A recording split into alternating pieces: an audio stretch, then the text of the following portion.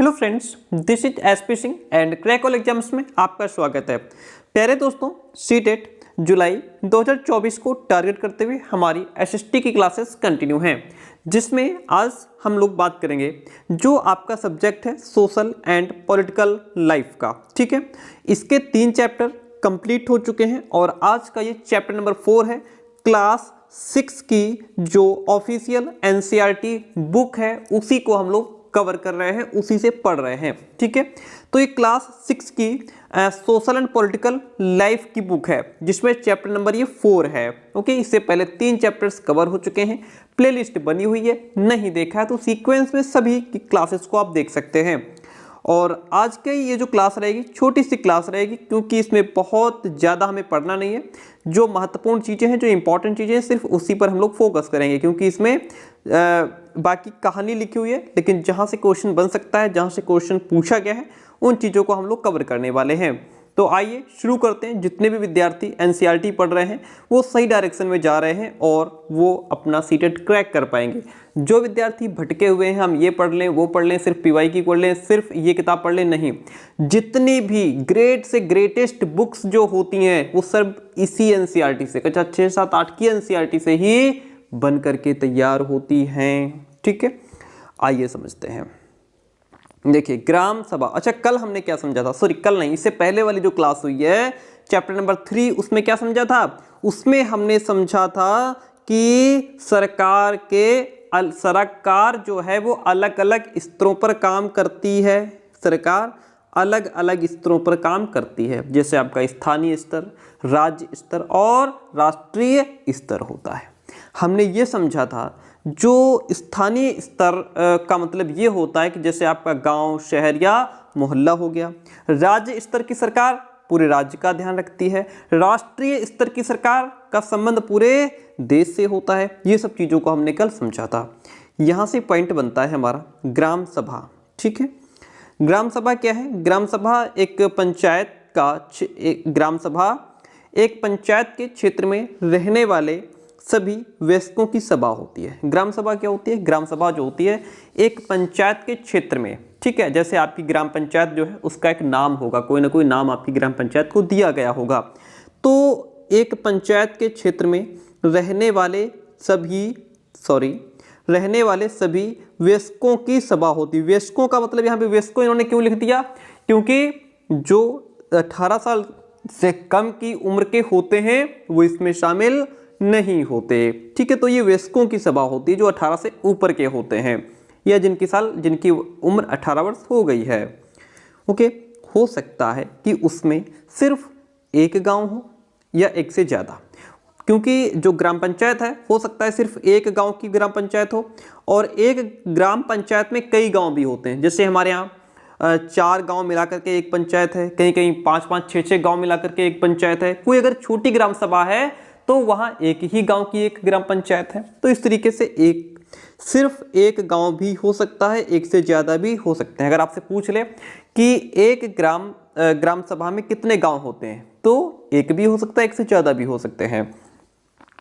जैसा कि इस उदाहरण में दिया गया है, कई राज्यों में हर गांव की ग्राम सभा की बैठक अलग अलग होती। कई राज्य ऐसे भी हैं जहां हर गांव की जो ग्राम सभा है उसकी बैठक अलग अलग होती। कोई भी व्यक्ति जिसकी उम्र 18 वर्ष या उससे ज़्यादा हो, जिसे वोट देने का अधिकार प्राप्त है ना, उसके पास वोट डालने का राइट है, और जिसका नाम गांव की मतदाता सूची में होता है, जिसका वोट बन गया होता है, वह ग्राम सभा का सदस्य मान लिया जाता है, यानी कि वो ग्राम सभा का सदस्य हो जाता है। फिर जो भी ग्राम सभा की बैठकें होंगी, जो भी उस ग्राम पंचायत को लेकर के डिसीजंस लिए जाएंगे, वह उसमें पार्टिसिपेट करने के लायक हो जाता है। वह उन मीटिंग्स में, उन सभाओं में बैठने लायक हो जाता है, अपने विचार विमर्श रखने के लायक वो हो जाता है। आई बात समझ में? तो यहाँ पे जो उम्र है वो कितनी होनी चाहिए? 18 वर्ष। ठीक है, तो जिसकी भी 18 वर्ष उम्र है या उससे ज़्यादा है, जो वोट डालने का अधिकारी है ना, वह ग्राम सभा का सदस्य होता है। इतनी बात यहाँ से क्लियर हो गई? Very good. ठीक है, आगे बढ़ते हैं। यहाँ से अब पॉइंट को समझते हैं। चलिए, पॉइंट आपके सामने। पॉइंट कहता है एक जो ग्राम पंचायत होती है डिफरेंट, वह कई वार्ड का मतलब होता है छोटे क्षेत्रों में बटी हुई होती है। एक ग्राम पंचायत क्या होता है, कई वार्डों में यानी छोटे क्षेत्रों में बटी हुई होती है, उसके कई पार्ट होते हैं। प्रत्येक वार्ड अपना एक प्रतिनिधि चुनता है। समझिए बात को, ग्राम पंचायत एक ही है लेकिन उसके वार्ड कई हैं।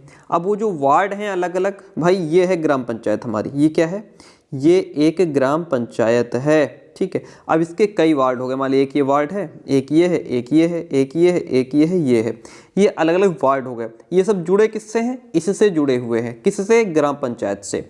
ये वार्ड क्या है, ये वार्ड अलग अलग हैं। अब ये जो कई वार्ड हैं, ये प्रत्येक वार्ड अपना एक प्रतिनिधि चुनेगा। एक प्रतिनिधि ये वार्ड चुन लेगा, एक प्रतिनिधि ये वार्ड चुन लेगा, ठीक है। इस तरीके से ये जो अलग अलग वार्ड हैं अपने अपने एक एक प्रतिनिधि जुड़ेंगे, लेकिन ये सारे जुड़े किससे हैं, ग्राम पंचायत से ही जुड़े हैं, ठीक है।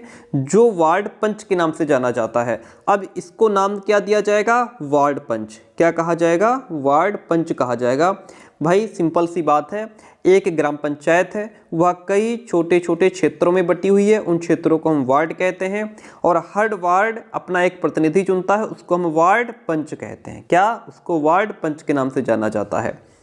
इसके साथ पंचायत क्षेत्र के लोग मिल करके सरपंच को चुनते हैं। ध्यान दीजिए, पंचायत क्षेत्र के लोग जो हैं वो सरपंच को चुनते हैं, जो पंचायत का मुखिया होता है। आपसे पूछ लेगा कि सरपंच कैसे चुना जाता है, तो सरपंच जो होता है उसको पंचायत क्षेत्र के लोग मिल करके चुनते हैं और वही पंचायत का मुखिया होता है। वार्ड पंच और सरपंच मिलकर ग्राम पंचायत का गठन 5 साल के लिए करते हैं। एक तो वार्ड पंच हो गया, वार्ड पंच का मतलब जितने वार्ड उतने पंच हो जाएंगे, और सरपंच यानी कि पूरी ग्राम पंचायत का एक मालिक। अब ये सब लोग मिल करके पंचायत का गठन 5 साल के लिए करते हैं। कितने साल के लिए करते हैं, 5 साल के लिए। इतनी बात क्लियर हो गई, वेरी गुड। आगे बढ़ेंगे। देखिए यहाँ पे पॉइंट कहता है, इतनी बात क्लियर हो गई थी, ठीक है। आगे समझते हैं पॉइंट को। ग्राम पंचायत का एक सचिव होता है। ध्यान दीजिए, ग्राम पंचायत का एक सचिव होता है, जो ग्राम सभा का भी सचिव होता है।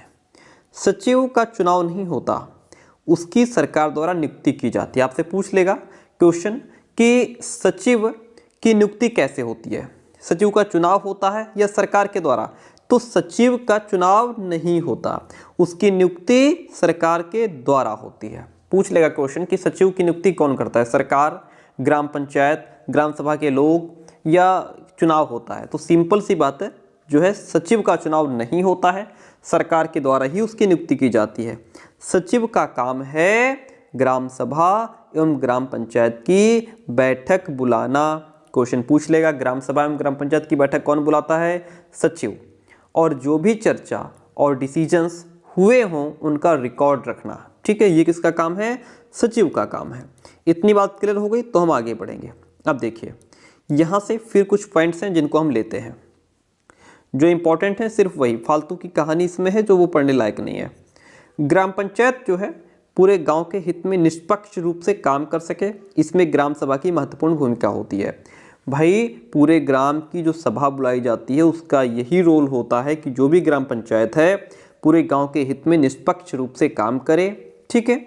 ग्राम सभा की बैठक में ग्राम पंचायत अपनी योजनाएं लोगों के सामने रखती है। जब भी ग्राम सभा की बैठक बुलाई जाती है उसमें ग्राम पंचायत ने क्या योजनाएं बनाई है, क्या उसका प्लान है, क्या डिसीजन है, फ्यूचर को लेकर के क्या प्लान है ना, कहाँ पे कौन से काम होने, कहाँ नालियाँ खुदनी, कहाँ सड़क बननी, किसके यहाँ क्या होना है, किसको आवास देना है, सारी चीज़ों पे चर्चा होती है।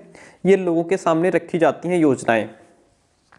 ग्राम सभा पंचायत को मनमाने ढंग से काम करने से रोक सकती है। ऐसा नहीं है कि जो है जो ग्राम पंचायत है वो अपने मनमाने ढंग से काम करे, पंचायत अपने मनमाने ढंग से काम करे, जो मन में है वो करे, जो ना मन में है वो ना करे, ऐसा नहीं है। ग्राम सभा पंचायत को मनमाने तरीके से काम करने से रोक सकती है।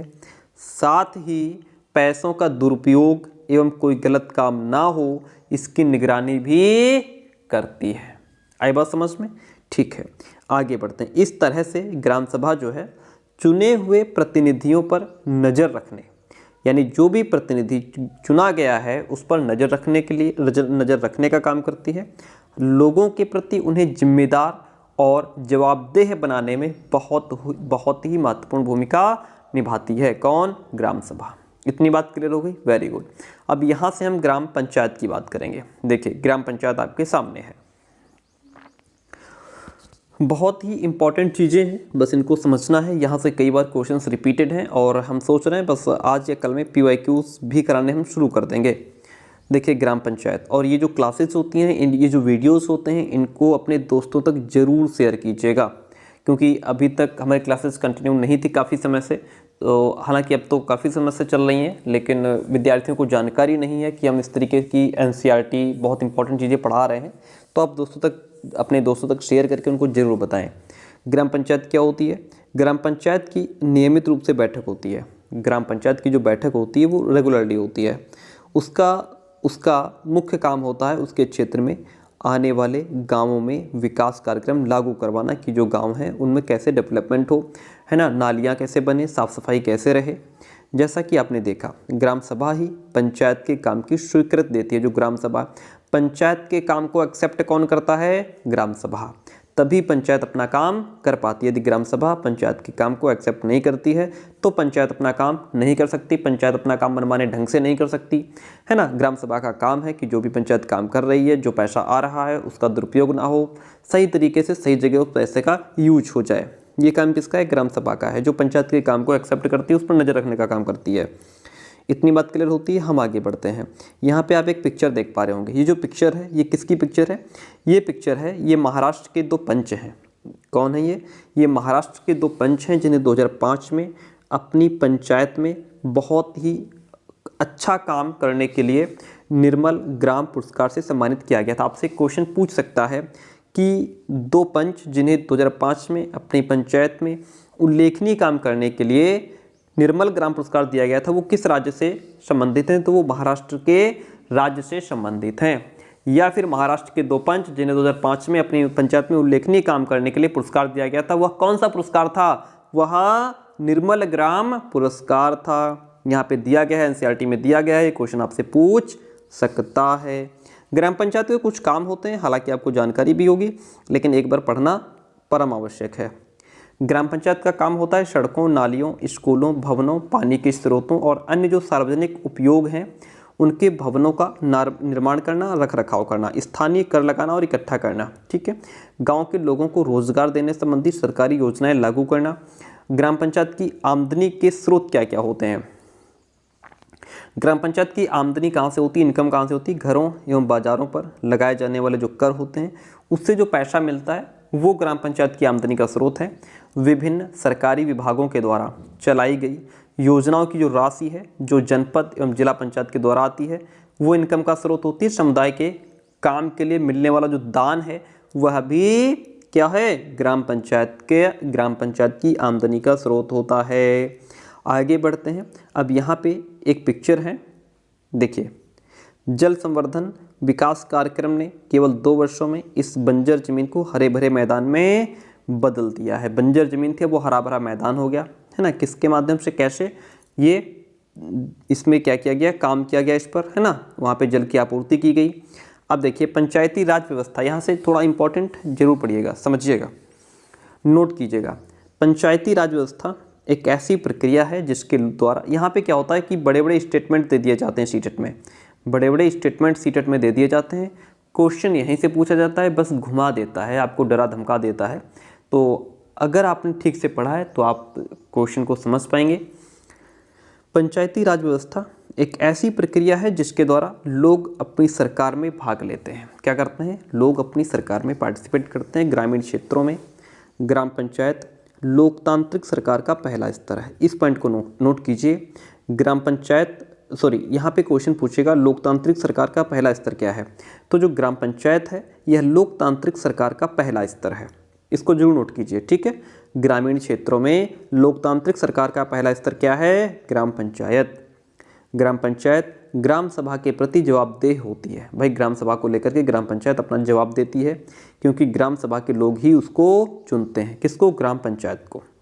इतनी बात क्लियर हो गई। तो लोकतांत्रिक सरकार का पहला स्तर ग्राम पंचायत होती है। भारत हमारा क्या है? एक लोकतांत्रिक देश है, ठीक है।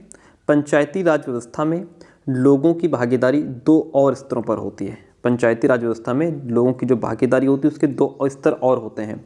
ग्राम पंचायत लोकतांत्रिक सरकार का पहला स्तर होता है।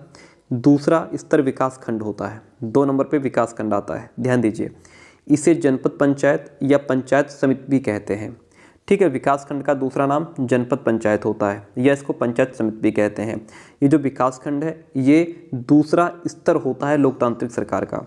एक पंचायत समिति में कई ग्राम पंचायतें होती हैं। एक पंचायत समिति में कितनी पंचायतें होती हैं? कई पंचायतें हो सकती हैं। पंचायत समिति के ऊपर जिला पंचायत या जिला परिषद होता है। नोट कीजिए, पंचायत समिति के ऊपर कौन होता है? तो पंचायत समिति के ऊपर जिला पंचायत या जिला परिषद होता है। यह तीसरा स्तर होता है। कौन? ये जो जिला पंचायत या जिला परिषद है, ये तीसरा स्तर होता है। अब यहाँ पे देखिए एक चीज़, पहला स्तर क्या है? देखिए, जो ग्राम पंचायत है वो पहला स्तर है। ग्राम पंचायत पहला स्तर है। विकास खंड या जनपद पंचायत ये दूसरा स्तर है। 2 स्तर हो गए। तीसरा स्तर क्या होता है? तीसरा स्तर जो है वह जिला पंचायत होता है। ये 3 स्तर होते हैं। ठीक है, जिला परिषद एक जिले के स्तर पर विकास की योजनाएं बनाती है।